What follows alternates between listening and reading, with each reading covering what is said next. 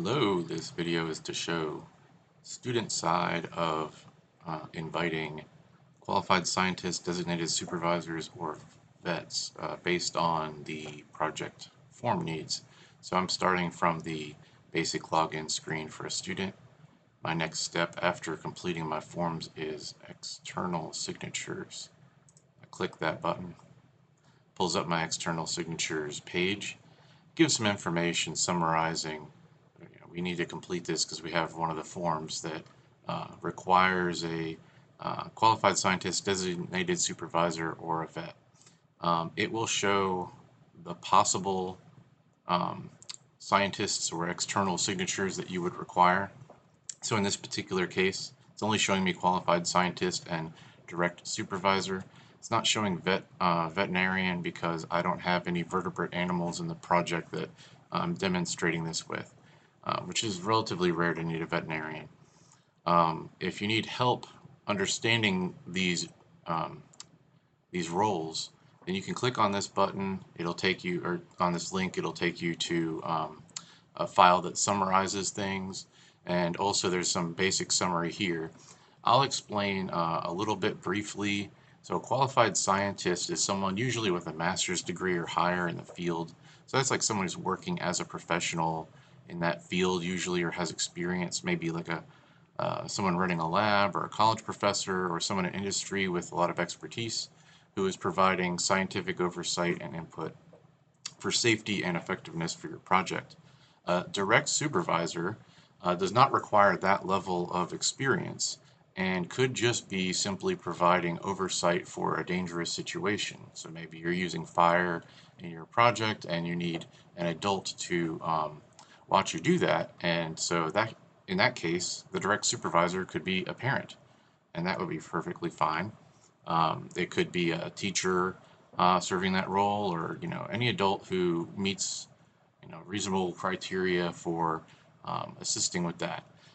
So qualified scientist usually is not a teacher unless they happen to have a master's degree and experience in that field. They're usually a professional in that field. So that's typically required of projects that involve maybe cell culture or potentially dangerous microbes, that type of thing. You don't have to be working off campus with that qualified scientist, if they work at a different facility than your school. They could provide oversight. They might stop by to help, or maybe they just provide a review of your safety procedures, make sure that you and your direct supervisor know what's going on, and then you work directly with your direct supervisor, maybe your teacher, for instance. That's not an uncommon situation. Or sometimes there'll be a lab where there's a head of the lab, and then there's other people, it can be graduate students in the lab, and the head of the lab would be a qualified scientist, and then maybe the graduate student that you work with is a direct supervisor.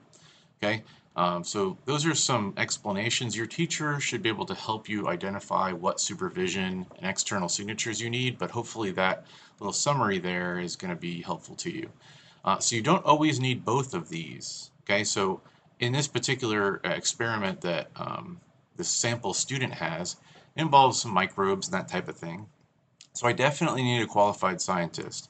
But if the qualified scientist is directly working with me the whole time, and I don't have a separate person supervising me outside of that, like the whole time I'm doing that project, the qualified scientist is the one who's on hand, then I could just have a qualified scientist. I don't need to have a direct supervisor.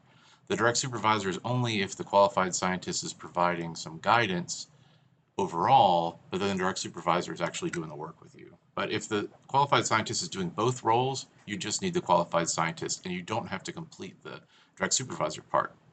So it's important that you know that completing this small little form here is going to create them an account in LabRat and send them an invitation email. Okay, so you need to be careful about how you type the scientist's name, that it is accurate to the way that it should be. Um, so I'm just going to call this person Dr. Doctor, but you want to be careful about maybe their first and last name. You want to make sure it's spelled correctly, um, and especially their email address, because they cannot get the email if it's incorrect, right? So I'm just going to send to a dummy email address here. Also, sometimes your teacher would be serving as either your qualified scientist or direct supervisor, and in those cases, make sure you're using the same email address that they're using as their normal teacher email, because that will link those two accounts together. So if someone is a qualified scientist for 2 students, they would only have 1 account, and you would just add yourself to that account. So it's important to have the correct email address and the primary email address that they use for communication with you. Okay.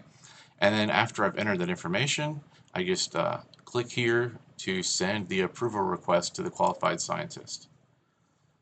And it will send them an email. And so I get a little notice telling me that I should not send the invite email again unless I'm correcting a mistake or if they need the email to be resent.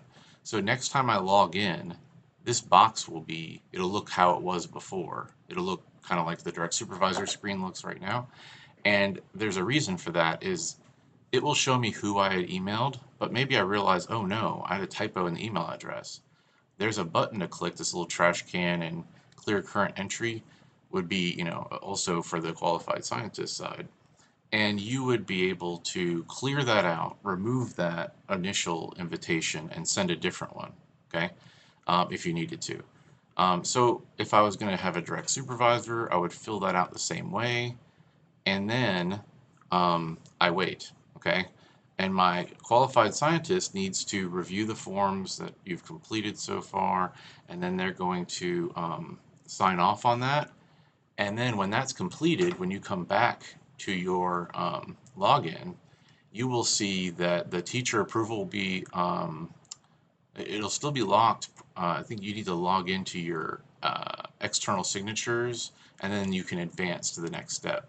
And it'll show you that they're completed. There'll be a indicator that they have been completed. Okay, and then you can move on to your teacher approval step. So I hope that that has been helpful. If you have any questions, reach out to your teacher. If you're trying to use this and you're not able to have success with that, then you can reach out to support at labrat.live. But I encourage you to talk to your teacher and to your qualified scientist to make sure that there's actually an error, that maybe they didn't see the email and they just need to look a little harder, or you just send it again. You can just click the approval button again next time because their name and their email address will be pre-filled. All right, I hope that was helpful.